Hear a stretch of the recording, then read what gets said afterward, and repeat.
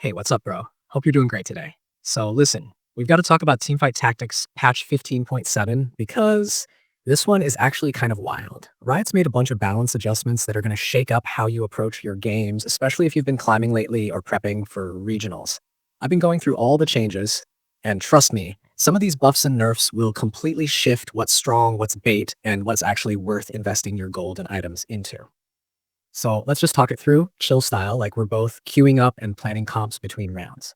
So first up, this patch is now live as of October 22nd, and Riot's been calling this the Regionals patch, which means this is the one competitors are playing on.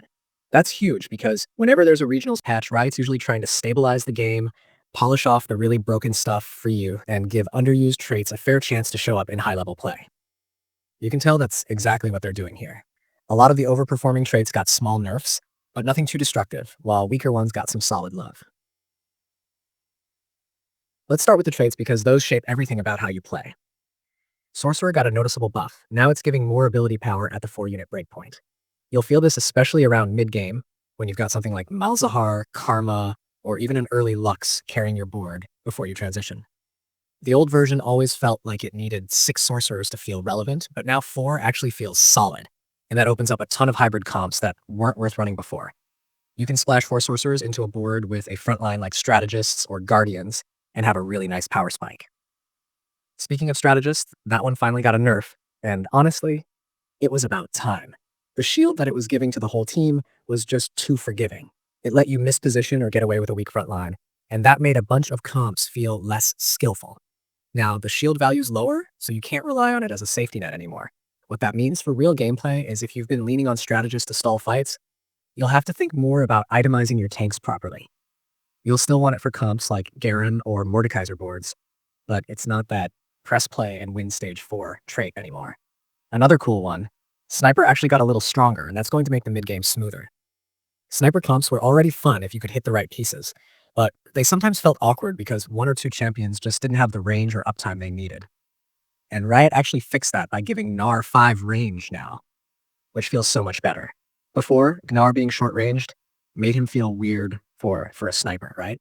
Like you'd expect him to sit back and throw rocks safely, but instead he'd end up walking forward and getting deleted.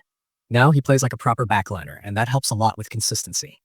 While we're talking about consistency, Wraith got a buff at 4 units, so that's another comp that might creep up in strength again. The extra realm damage helps push through those tanky boards that were otherwise eating all your burst. And on top of that, the cash outs for Crystal Gambit got shuffled around, so expect to see people experimenting with different openers that build into Wraith or try to cash out greedier lines. Now onto the champions. There's a ton here, but some really stand out. Gnar, as I mentioned, is the biggest quality of life improvement for sniper lines. Then you've got Ashe, who now casts her spell faster with her mana being reduced from 80 to 70. That change makes her so much smoother as a carry. You'll see her start ulting earlier, which means faster CC chains and better tempo fights. That small mana tweak is deceptively strong.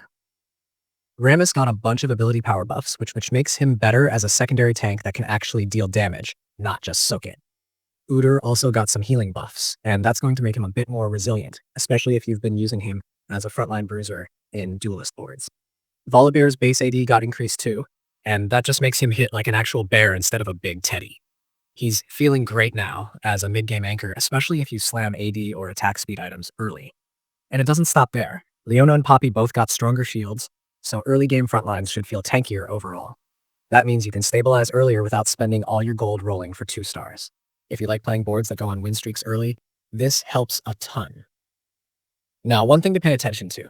K'Sante took a hit in HP, so he's not going to be that unkillable wall he used to be. If you were running him as your late game anchor, you might have to supplement that with better tank items or switch to a sturdier frontline.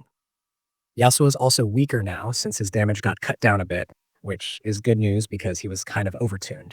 You'd see him pop off even when you didn't have full items or synergies, and that was frustrating to play against.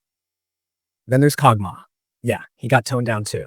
His on-hit power was nerfed, which means those Cog reroll comps that have been running rampant are finally less oppressive. You'll still see people play them because it's a fun and satisfying comp, but it's not going to auto-win lobbies anymore. Malzahar also had a bug fix, and he's no longer rolling with the wrong trait, which should make his damage output more predictable. Now, let's talk about augments for a second because Riot tweaked quite a few of them, and this is where things get spicy. Howling Gale is now banned from appearing on 3 and on 3-2, which fixes some of those frustrating games where people would just get it too early and blow you up with a tempo advantage. Isekai's Strategist version now actually requires you to have the trait before you can use it, which is a great change.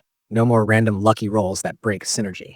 Echo's Isekai version got its HP reduced, Zack's perfect form got buffed, and Overheal got stronger.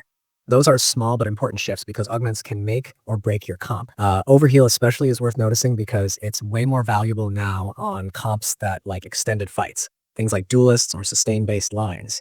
And let me just say, Kingslayer's been disabled due to a bug, so if you were planning builds around that, yeah, it's gone for now. It's temporary, but still, make sure you plan around it. So what does all of this mean for your ranked climb or your upcoming grind? Well, the Strategist nerf is going to open up the meta a lot. Before this patch, you'd run into so many Strategist boards that it felt repetitive.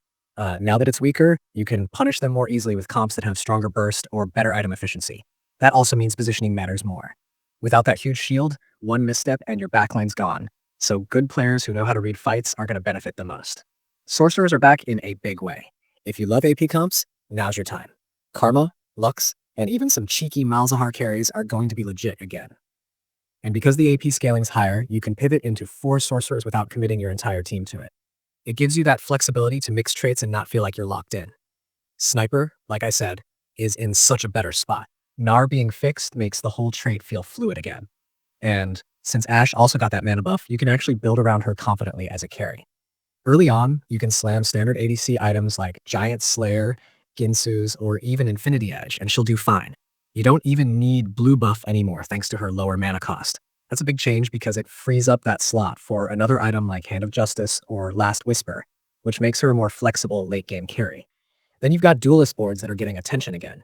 Udyr and Volibear both benefiting from buffs means you can play around them as mid-game stabilizers before transitioning into something like Ashe carry or Yone late game. It's one of those comps that rewards smooth econ management because you don't have to roll early. You just play your strongest board and let those stat buffs carry you through. If you're the type who likes trying out new comps every patch, Wraith Varus is definitely one to test. With the Wraith 4 buff, it's much easier to use him as your late game damage source. His damage scaling's up, and the realm damage from Wraiths helps push through tanks that would normally stall you out. You'll probably see this comp rise over the next week as people figure out optimal item spreads for it. Now, the item meta doesn't shift massively here, but there are some side effects. Since Ashe casts faster, you don't absolutely need mana regen anymore, so that makes Rageblade, Deathblade, and Giant Slayer even more prioritized. Overheal Augment being stronger means any comp that likes Sustain gets an indirect buff. Think of things like Duelists, or even AP comps with Sustain from things like Gunblade. The Isekai change also matters more than people realize. The fact that it now requires a specific trait means you can't luck your way into high-value augments without proper setup. That makes the game fairer overall, especially in competitive play.